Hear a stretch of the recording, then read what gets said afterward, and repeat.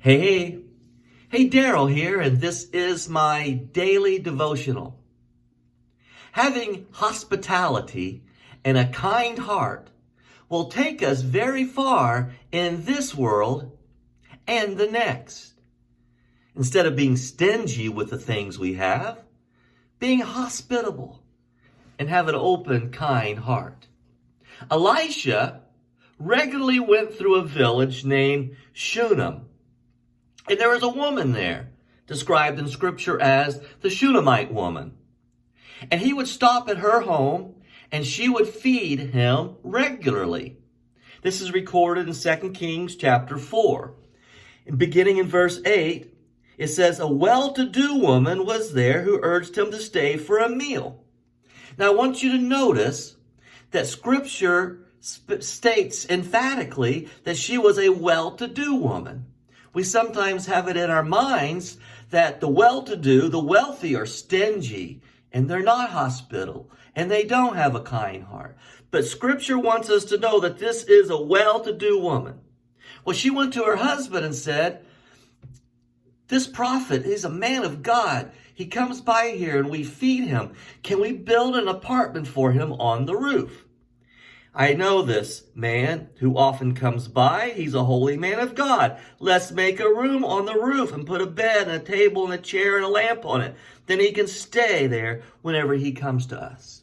And so this became the practice. Whenever Elisha and his servant would come through that area, he had an apartment to stay in and a family to feed him. Well, he wanted to be grateful for her kindness. And so Elisha asked his servant Gehazi, "What can we do for her?" "Well, she has no son, and her husband is old," is what Gehazi says. Then Elisha said, "Call her." So he called her. "About this time next year," Elisha said, "you will hold a son in your arms." And she said, "Oh no, don't get my hopes up like that. Don't get my hopes up." But that time next year, she had a son.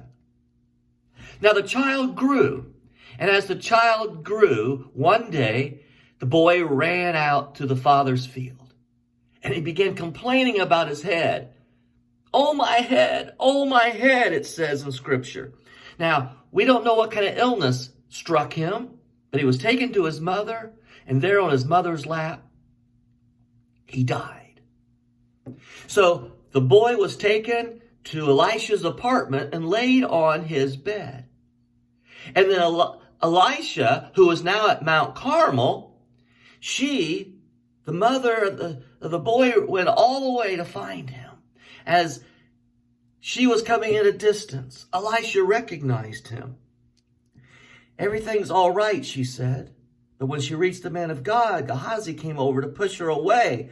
"Leave her alone. She's in bitter distress." She had said everything was all right, but really it wasn't. She said, "Did I ask you for a son? Didn't I tell you don't raise my hopes?" Elisha said to Gehazi, "Tuck your cloak into your belt, take my staff in your hand, and run. If you meet anyone, don't greet him. If they greet you, don't answer. Get there and lay my staff on the boy's face." The mother and Elisha, they followed behind.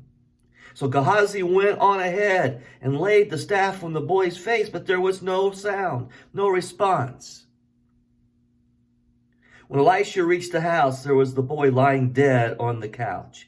He went in, shut the door on the two of them, and prayed to the Lord. Then listen, he got on the bed and lay upon the boy, mouth to mouth, eyes to eyes, hands to hands.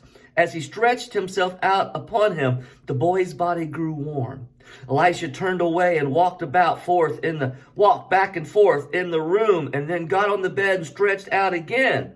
The boy sneezed 7 times and opened his eyes. Now listen, verse 36. Elisha summoned Gehazi and said, "Call the Shunammite." And he did. When she came, he said, "Take your son." She came in, fell at his feet, and bowed to the ground. Then she took her son and went out. She was a well-to-do, wealthy, hospitable, kind-hearted Shunammite woman.